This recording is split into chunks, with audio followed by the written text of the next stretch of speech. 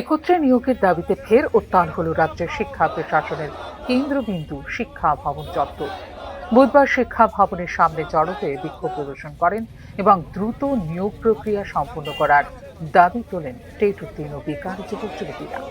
সম্প্রতি শিক্ষা দপ্তর টেট 1 এর জন্য 1033টি এবং টেট 2 এর জন্য 1020টি শূন্য পদের বিজ্ঞপ্তি জারি করেছে, কিন্তু টেট 1 পরীক্ষায় প্রায় 1400 জন প্রার্থী উত্তীর্ণ হয়েছেন। ফলে প্রায় 4 শতাধিক যোগ্য প্রার্থী নিয়োগের বাইরে থেকে যাচ্ছেন বলে অভিযোগ করেন বিক্ষোভকারীরা। আমার সন্তানকে আমি বড় করে পড়াশোনা করিয়ে আমার সন্তান 12 পাস করেছে, তখন আমি টেট কোয়ালিফাইড করছি। কতটুকু পরিশ্রম করলে আমি এই পরীক্ষাটা উত্তীর্ণ হয়েছি। হ্যাঁ স্যার, আপনার কাছে আপনার কাছে আমার রিকোয়েস্ট যে অন্যান্যবার যেমন ওভারএজরা পেয়ে যায়, কেউ আমরা জানি যে কেউ এখনো পর্যন্ত বাদ যায়নি, সবাই পেয়েছে।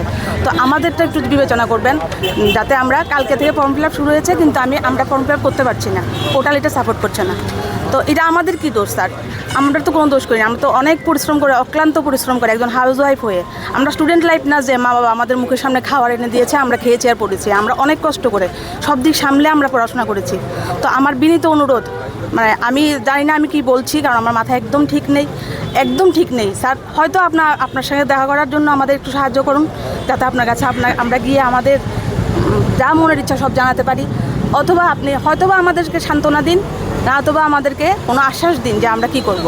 আমরা যাতে ব্যর্থ না হই, আমাদের মূল্যটা যাতে দেওয়া হয় আমাদের কষ্টের।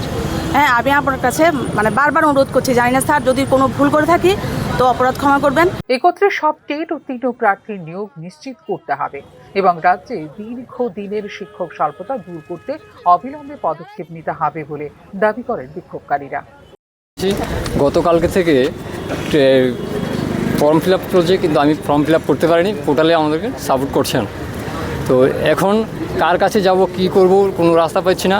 আপনি আপনাদের মাধ্যমে মাননীয় অনারেবল সিএম স্যার এবং তথা শিক্ষামন্ত্রী এবং সরকারের কাছে আমার মনে আবেগটা তুলে ধরছি বা আবেদন করছি যে যেইভাবেই হোক আমাদেরকে যাতে রিক্রুটমেন্ট করে।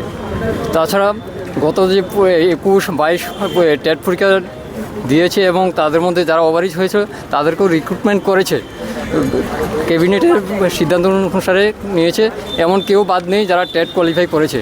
তো আমার একটা আবেদন, আমাদেরকে যেন সরকার এই ফর্ম ফিল আপের সুযোগ ব্যবস্থা করে দেয় এবং নিয়োগের সুযোগ করে দেয় এবং আমাদেরকে বাঁচার জন্য রাস্তা করে দেয়।